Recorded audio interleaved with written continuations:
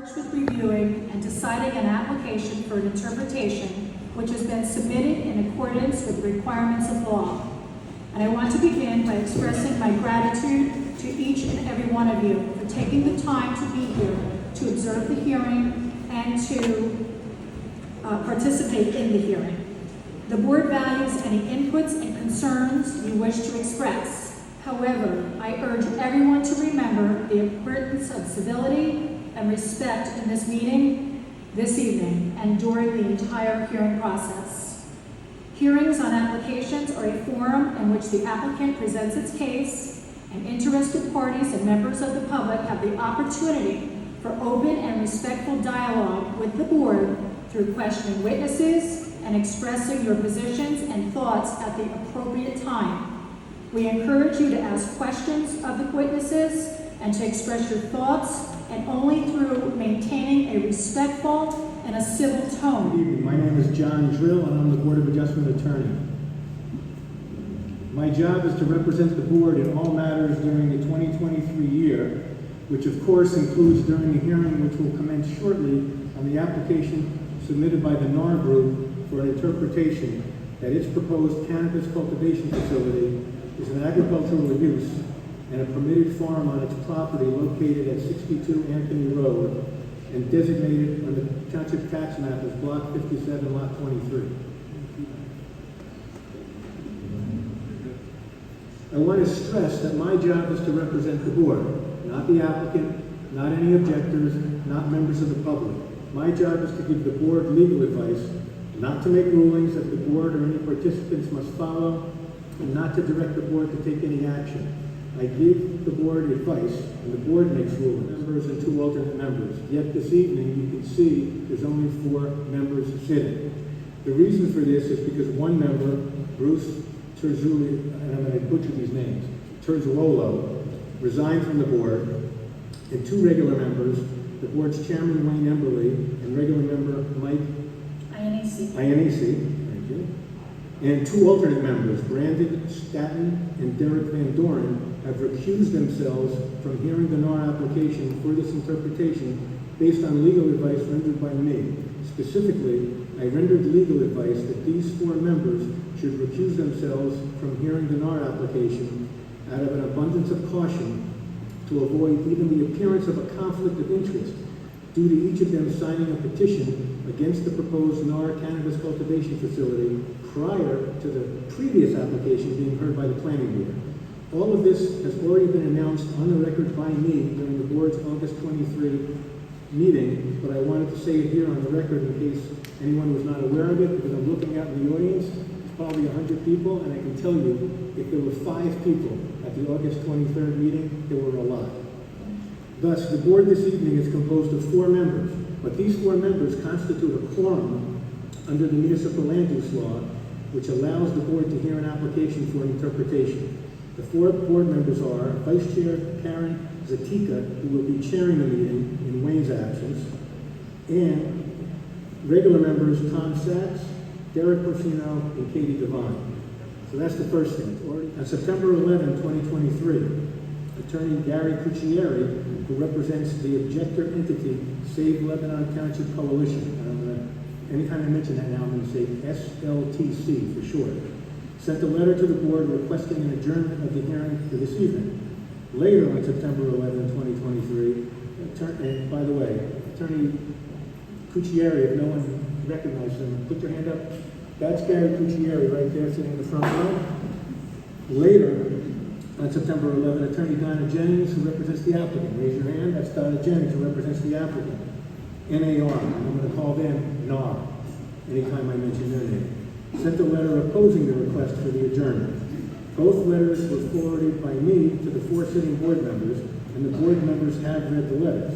My legal advice to the board, which I'm rendering right now, is to give each of the attorneys the opportunity to present oral argument on the request, inasmuch as the board is a quasi-judicial body, and where a motion is made in court, the courts generally allow oral argument.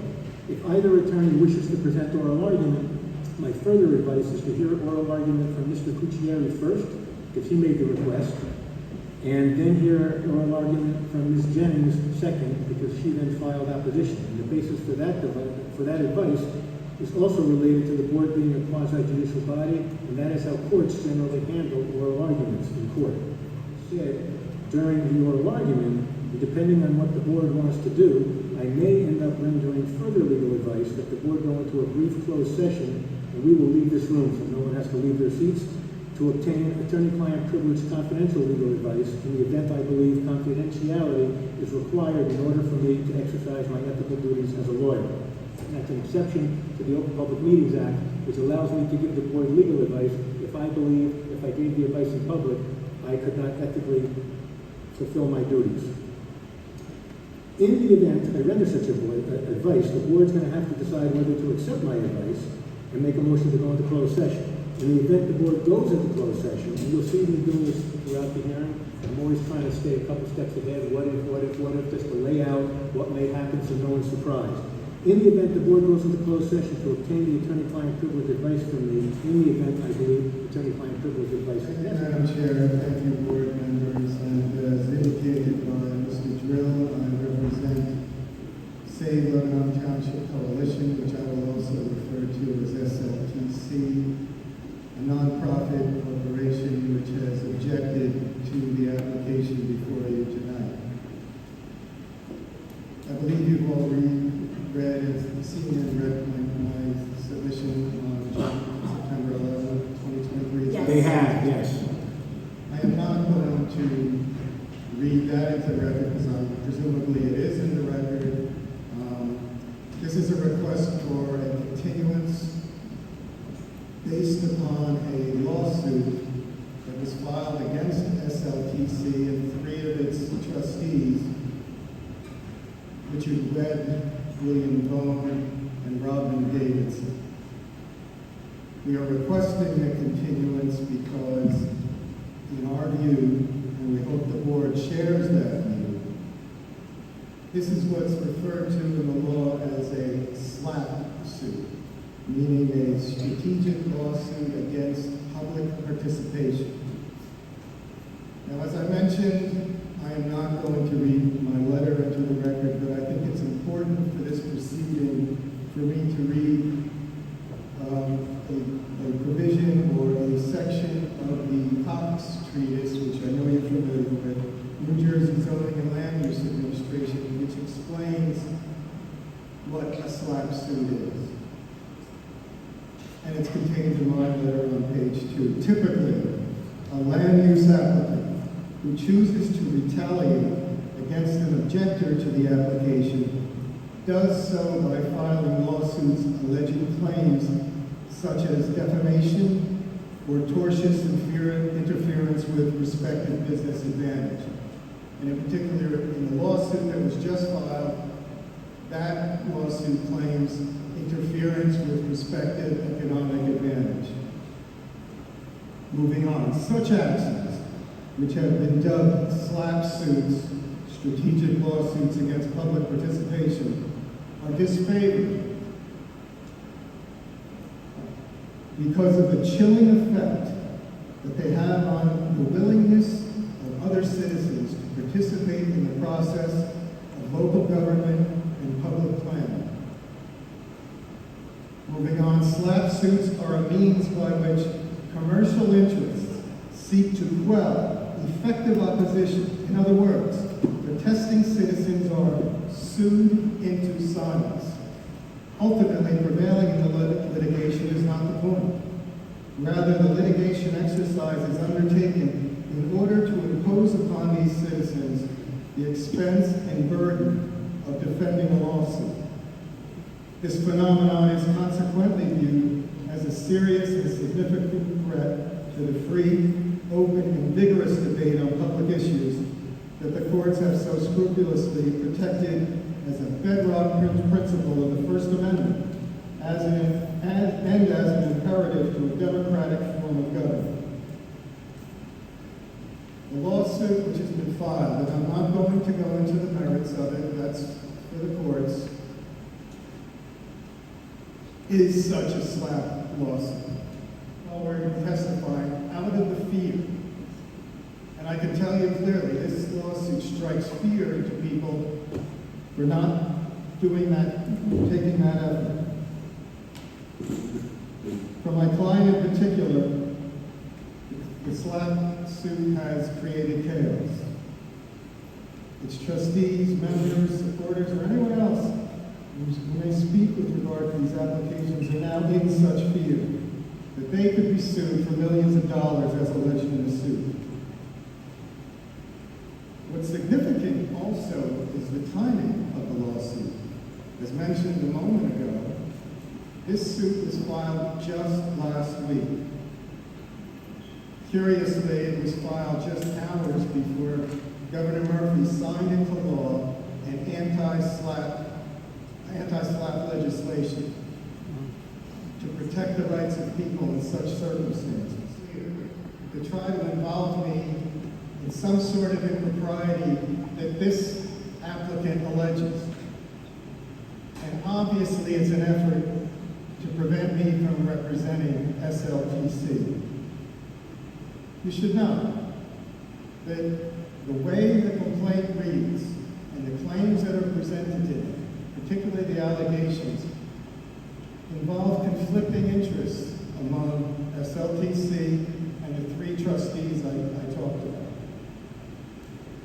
They, in that litigation, and let's just stay with the trustees for a moment, in that litigation, the trustees, the claims against the trustees are different, and so they could have different defenses against the claims.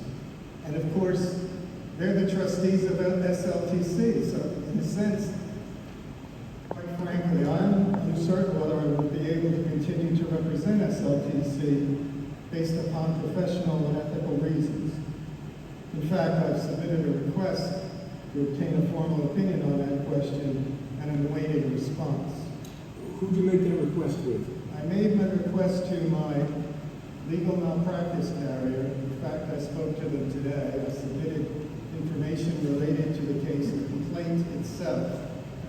And they indicated they're investigating it, their staff, attorneys there will be analyzing it, and will let me know as soon as possible. What was the request that you made to them? Whether or not I have a conflict of interest, whether or not paragraph 24 represents a potential claim against me. The attorney states that that was filed by another attorney. And because of that fact, it should be considered by the board with respect to that request. Ridiculous. And you know that. That lawsuit directly chills the constitutional rights of SLTC and any others who would be inclined to oppose the application with the fear and threat that they too could be sued. Very interesting, counsel for the applicant doesn't deny that this is a SLAP lawsuit. And the fact that there may be some delay that's caused by this continuance is not significant. It would not be substantial, and it would enable SLTC, who's been prejudiced, of course, by that, to resolve their legal representation issues and proceed to court to challenge the SLAP.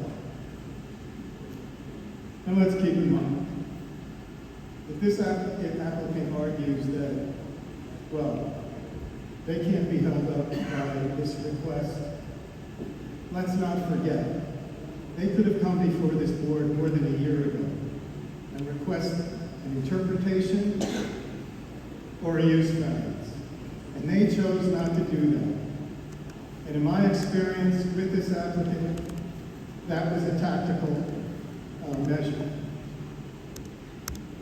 There was no way they wanted to come before this board, and that's why they went straight to the planning board and then straight to court.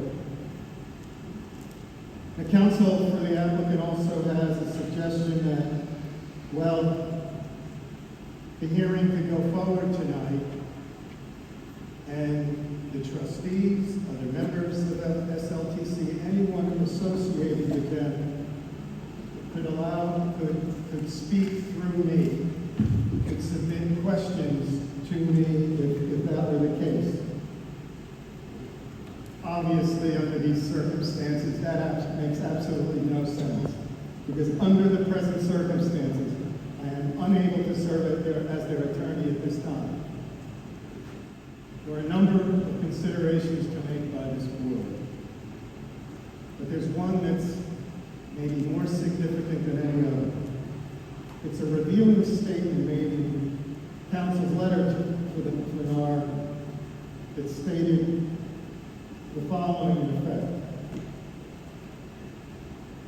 by allowing me to speak for SLT members and trustees, which I've already indicated would make no sense under these circumstances, that would allow them, or maybe preclude them from opening themselves to liability if, and here's the quote, their behavior at the hearing might open themselves to further claims. Let me repeat that their behavior at the hearing might open them to further claims. They could be part of that group that's now John Doe defendants. Just a quick, third to last sentence in the second to last paragraph on page 2 of Ms. Jennings' letter. This is how I read it. He, meaning you, will speak for the members of SLTC, the members themselves will not be asking any questions and will not open themselves to any liability, even to the extent the perception that their behavior at the hearing might open themselves to further claims is correct. I interpret that as saying that even if there would otherwise be a claim, it wouldn't subject them to liability. You're reading that. They could be subjected to liability under any circumstances. We'll wait to see what Ms. Jennings has to say about that. And such conduct is exactly what anti-SLAPP laws are designed to protect against, and why this continuance must be made. You know, in the law, we often consider equitable principles. One of the most fundamental and well-known principle is that a party should not be able to benefit or profit from its own wrong. Board members, if this request for the continuance is not granted, nor will be able to benefit from its pernicious and unlawful conduct by filing a SLAPP, assumes that our lawsuit is meritless and that it is a SLAPP suit, and that in and of itself is the big problem here. This is, last time I checked, this is a zoning board hearing, not a court of law. He said that the merits of the lawsuit is for the courts. In fact, the legislation that he's relying on gives them an avenue, a forum to which they can go in an expedited manner. They have to file an order to show cause and go to the law division if they think they are so correct about the allegations in our complaint that there's no truth to them. In fact, in their letter, they threatened to do just that. They ended with their thing saying, if this is not stayed, we will file the order to show cause. I was not served with an order to show cause.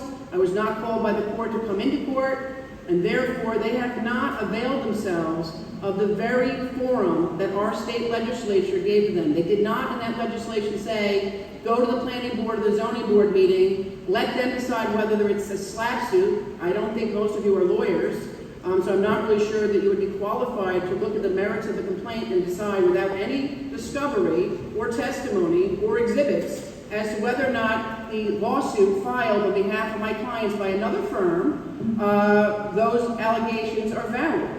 And so I think that we have a right to proceed with our application. We've been deemed complete. We have a lot of people here that are interested in the application, whether they're for or against. And I think the proper thing to do this evening is to proceed with the application, and they can pursue their legal rights in court like my client has done as well. But he can't represent the client. I would say that this case supports denying the adjournment request, but you heard him. He made a representation that if the board denies it, feels he's unethical. He has an ethical issue if he goes ahead without getting his carrier to give him a green light. in light of that, do you think that some short, now he asked for a 60-day adjournment in his letter. Do you think some shorter adjournment should be granted, and maybe the adjournment is subject to, if he's got to file an order to show cause within X number of days, and he has X number of days to get something from his carrier, or you got to get someone to replace it? How do you respond to my question? No. We have a switch with it. No, we're absolutely not going to agree to stay even one day. We're here, we're ready. Under this case, in light of his representation, what's your argument to the board to not do that? Why would I be wrong, is what I want you to respond to. Well, first of all, because there's been no determination that there is conflict. He's alleging a conflict. If he felt there was a conflict, they had time to get another attorney. He could have stepped out, but he's trying to play both sides. He wants to stay in the case. He wants his carrier, whoever it is, who can tell him that it's okay for him to stay in the case. If he truly believes he has a conflict, he should have counseled his people to get another attorney. In fact, he stood up now and said, Hey! Knock it off. Knock it off. I'm telling you right now. Okay? This happened last week. I'm sorry. Hold on. Did you hear what the chair said in the beginning? I have. Do you think that she was right in what she said about Keeping it civil. I'm sorry about that. Madam Chair. I'm going to urge, if we're asking the audience, to be civil, we've got to ask the attorney. You raised it up, she then raised it up. I regret that. Okay. This just happened. I have been involved in this case for over a year, at different levels, in the courts, before the planning board, and now. What we're asking or presenting to you is a reasonable request. So we can sort through, frankly, a mess. To suggest that in these last few days, that I should have been able to have another attorney come in and get involved with all the issues presented, I've retained an expert, I've done all of that, makes no sense at all. I reviewed the 3 cases I mentioned before with the board in a closed session. And here's the legal advice I gave them. I said the Woodland Civic Association versus Brick Homes Inc. case, which is reported at 144 NJ Super 78, the Law Division 1976 case, held at page 87, that a board should have granted a request for an adjournment where the 10-day notice was not sufficient for the objectors to engage counsel and prepare their case. Now, what I told the board, in my opinion, that case is distinguishable because in the Knorr case, the objector's attorney has acknowledged that he was engaged a long time ago and they prepared their case. So I said, the Woodland Civic Association case doesn't apply to the situation, in my opinion. That's my legal advice to them in the closed session, which is now on the record. Now, however, the objectors argue that due to the filing of Knorr's lawsuit, which they say is a slap suit, and I'm just going to say for purposes of our discussion, we're going to say it appears to be a slap suit, because we don't know if it's a slap suit. The board, I told them, is not authorized under the MLUL to make any legal determinations that a court would make, such as rights between parties and things like lawsuits. They can make legal determinations based on the zoning ordinance and under case law. Now, that said, so I'm going to refer to Knorr's lawsuit as a slap suit, but I'm telling you right now, neither, in my opinion, right now, no court has said it's a slap suit. It appears to be a slap suit. Now, what the objector's attorney argues is that the filing of the suit has stifled their witnesses, who now must decide if they're willing to testify and thereby risk being identified as a John Doe defendant. This is out of his papers. He didn't argue this tonight, but it's out of his papers. The objector's attorney also argues that he must assess whether he may ethically continue to represent his client. Again, it's out of his paper. Now, I asked him to make a representation. If the board denies the adjournment, what are you doing? He said he would stay here, but he's not going to participate, meaning he's not cross-examining any witnesses, he's not presenting any argument, and he's implied that at least the trustees will also not participate. Now, obviously, there's a lot of people in the audience members could participate, but as to his client, the trustees, and himself, if the board denied the request for the adjournment, they wouldn't participate. Again, in my opinion, Woodland Civic Association certainly doesn't control the issue before the board, and it's not that instructive. It's distinguishable. The next case, I asked Ms. Jennings about the Mercurio versus Del Vecchio case.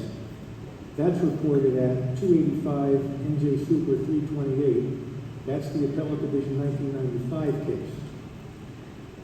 And at page 334, the Appellate Division rejected a claim that a board's failure to grant a request for an adjournment due to the objector's attorney's illness is arbitrary, capricious, and unreasonable. And like I said before, the court noted that the attorney knew or should have known that he could have either he had the option of getting another attorney. In his case, it was from his firm, or the court said from another firm. Obviously, if Mr. Cucciari has this conflict or an ethics problem, and I don't even know if he has an associate, but he'd have to go to another firm. So again, I advise the board that in my opinion, Mercurio versus Del Vecchio doesn't compel a result to grant or deny the adjournment request.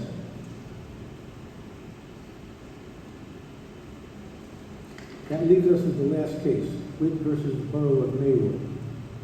That's also, like I said before, a law division case. This one is reported at 328 NJ Super 432. This one was affirmed by the Appellate Division on the opinion below, meaning the Appellate Division affirmed the law division decision, didn't write its own opinion, said we affirm what the law division said for the reasons set forth in the law division opinion. The Appellate Division opinion, the one sentence saying that, is reported at 328 NJ Super 343 from 2000. The law division case, which I already gave the citation for the record, at page 454, held that the planning board should have adjourned the hearing, where the objectors were surprised by the order of proceedings sprung on them at the last minute. Now, I advise the board, in my opinion, again, nothing here has been sprung at the last minute. The one thing that the board's going to have to make a factual determination is, while the board didn't spring anything at the last minute, and see in Witt, the board did the springing, the board members are going to have to decide this lawsuit, which was filed on September 6th, and we know that because the lawsuit was submitted to someone's papers that I saw, and in the papers that Mr. Cucciari submitted, he explained that it was served on one of his trustees at the beginning of the Township Committee meeting and one at the end, and I advised the board they could take judicial notice that the Township Committee was last week, September 6th. So a lawsuit was filed and served on September 6th. Presumably, Mr. Cucciari found out about it at the latest September 7th. September 7th was a Thursday, so we had Thursday, Friday, the weekend, and then Monday and Tuesday. Station that he called his carrier, and as of today, they haven't gotten back to him. Now, Witt, in my opinion, again, does not dictate a result to grant or deny the adjournment request. So what I advise the board is, which it should not be a surprise to either of the attorneys, the case that's cited in the Cox book, and I'm going to just put it out there because you guys know this. I'm the co-author of the Cox book, for the good or the bad. If there's something in there that can be used against me, they use it against me. But in the Cox book, what we say is, section 18-5.1, page 269, let me make sure it's the correct version.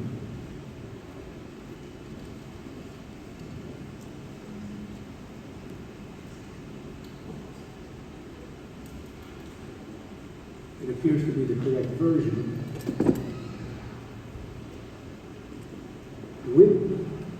The wood court held when a request for an adjournment must be granted. It must be granted only where, and this I'm reading actually out of Mr. Cucciari's papers. A request for a continuance must be granted only where it appears that three things have been shown. One, the request is meritorious. Two, denial of the request would probably be prejudicial to an interested party. Three, denial would probably constitute arbitrary capricious action by the board. Now, I advise the board, in my opinion, if they deny this request, I don't think the judge would find that it's arbitrary and capricious. So I advise them that, in my opinion, I didn't think they have to grant continuance. Having said that, I told the board that I believe that this is in a gray area for two reasons. Number one, there's no published or unpublished case of which I'm aware that deals with the facts that we have here, where a lawsuit was sprung on an objector, or didn't do the springing. The lawsuit was sprung on the objector September 6th. Forget about, for purposes right now, forget about that new law that was adopted. To me, that should not be, that does not compel a result. If the lawsuit was filed September 6th, the hearing is 1 week later on September 13th. So my advice to the board is, the board should ask and answer, do they think that the request for the adjournment is meritorious? Because do they think the denial would probably be prejudicial to an interested party, in this case the objectors? If they find that, then they have discretion to grant it, or to deny it, or to grant it with conditions. So that was my advice to them. So at this point, based on, that's what I put everything out on the record. Because I do not think that we will be able to have the witnesses speak freely. Mr. Cucciari, I don't think he would be able to question them comfortably. I don't think the witnesses, I think they hold back their testimony. I think any witnesses basically would even back out for fear of getting sued. So I don't think it's fair to us as a board. Okay, so you're saying it's prejudicial to the board's hearing process. That's correct. Okay. Is there anything else you want to hear from other people? Absolutely. Tom? I would have to, you could put that microphone on. I would have to agree that not allowing the continuance would stifle input from the public, which is what we're here to hear from, and to make sure that we give them an opportunity to present their position in this case. Position on this case. Let me ask you this, because you asked me the question. Yes. You said the people have a right to be heard, and the NLU law was an answer yes. Correct. So, do you think denying the adjournment request would also impinge on that right to be heard? I believe it would, yes. Anyone else? Okay. I agree that we need to be in a situation where we You gotta go loud. I agree that we need to be in a situation where both parties can speak up and give their testimony, so we can make a fair decision.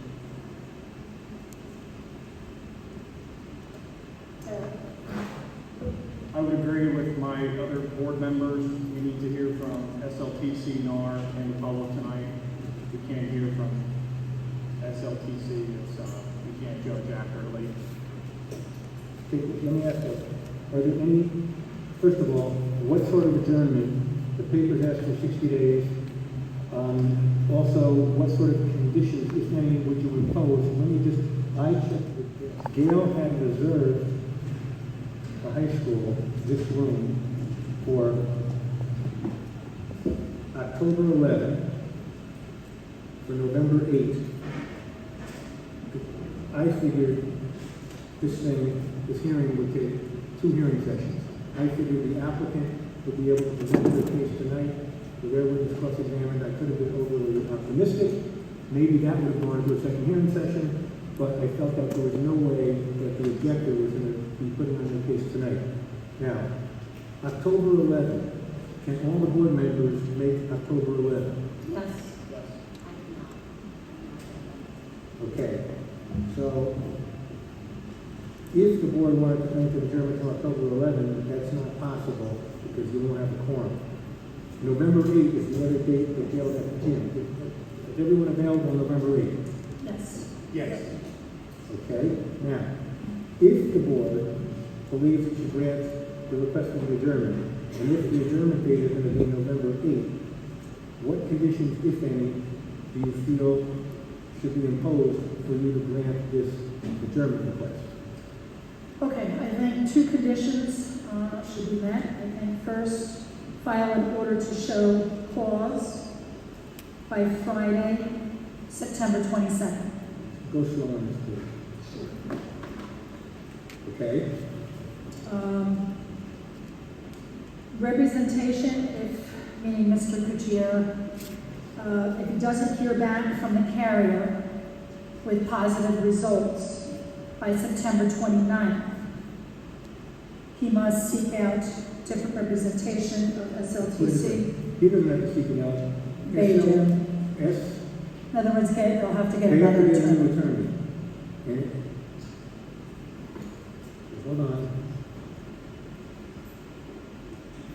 Now, let me just ask, what's the purpose of the order to show cause being filed by September 22nd? That's to give the court an opportunity, if you wanted to, stay the board proceeding or resolve the suit. But what if he meets the condition, he files the order to show cause by September 22nd? What if the court stays the proceeding, okay, but if the court doesn't stay the proceeding, in other words, you guys don't care, you just want him to file something, to get something in court. That is correct. The representation by Cucchier till Friday, September 29, to either say that yes, he's staying in the case, or no, he's out, and then, because it would have been continued to November 8th, they gotta get an attorney. If they show up on November 8th, they don't have an attorney, that's their tough luck. Is that what you're saying? Correct. Now, let me make a suggestion on this one. My legal advice is that if they want the adjournment under these circumstances, then Mr. Cucchieri's got to come back up to that microphone and make a representation that he agrees to these conditions. If he does not agree to these conditions, then it would be my legal advice to deny his adjournment request. It appears, no, thank you. It appears as though it might be out of order, Mr. T. You got to go louder. Can you hear me now? Yes. It appears it might be out of order with respect to the conditions. I would have to November 29th to determine whether I'd be required to withdraw from the case. Would file an order to show cause by September 29th. Would file an order to show cause by September 22nd. I may have to withdraw and not serve as an attorney under those circumstances. Do you follow me? If that's the case, if this is going to be adjourned to November 8th, the further back in September you get, you may create a possibility that someone's going to ask for another adjournment. If that's the case, my legal advice is instead of the Friday, November 29, give them the same date. Friday, September 22nd. Someone's got to file an order to show cause, he's either in or out of the case, or flip it. That he's got to resolve his representation by September 22, and that an order to show cause has to be filed by somebody by September 29. Now, if the board agreed with those conditions, with flipping the dates, you make a representation that you agree with these conditions? So, do you agree with these? Absolutely, yes. Okay, so why don't you ask the other board members if they agree with the conditions you just mentioned? Do you agree with the conditions? Do you agree with the changes that were just made? Yes, I agree. Now, the last thing is, I'm thinking ahead. Okay, so the adjournment request is going to be granted. Adjourned to November 8th. It's not gonna finish on November 8th. Okay? I think we should schedule this thing, in my humble opinion, there's a 5th Wednesday in November. It's November 29. Rather than push it into December, I think the board should ask Gail to see if she could get this room for November 29. You can't get it for November 29? Definitely. I was walking all over to find this place. I walked through a cafeteria. Anyone know the capacity of the cafeteria? Anyone know if the cafeteria can fit 100 people? There's also an auditorium. There's a cafeteria. It doesn't have to be this room. Can the board please ask Gail to find out if there's some room available that can fit 100 members of the public in somewhere in this building? And, hold on, 10, 20, 30, 40, 50, 60, 70, 80, 90, 100, 10, 20, 30. Let's say there's 150 people. Or maybe, Gail, if we could find out the occupancy of the auditorium, the cafeteria, and then. For November 29, And then make a decision we're from shooting there. at 150 people capacity. And December 13th. Application of the legal advice to your findings and facts, to grant the adjournment request. Yeah, you have to be quiet so we can get this on the record. Can you guys wait to leave until after we get this on the record, please? Can you just stop?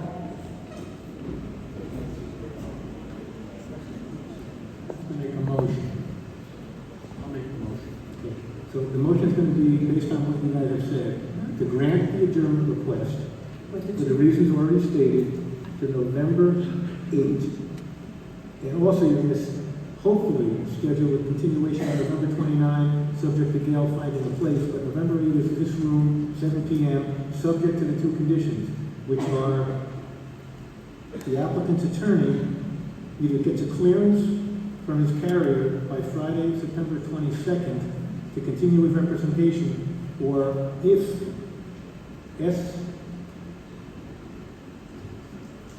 SLTC wants to participate and be represented, they have to get another attorney. And the other condition is somebody on behalf of STLC has to file an order to show cause by Friday, September 29th. And the applicant's attorney has agreed to that, correct? Applicant's attorney, you agree to that, correct? Yes, Okay, you can say so moved. Okay. So moved. Second, Second. all in favor? Oh, roll call. Roll call. Roll call, sorry. Can you put your mic on? Thank you. Mr. Tinker? Yes. Mr. Marin? Yes. Mr. Sachs? Yes. Mr. Porcino? Yes.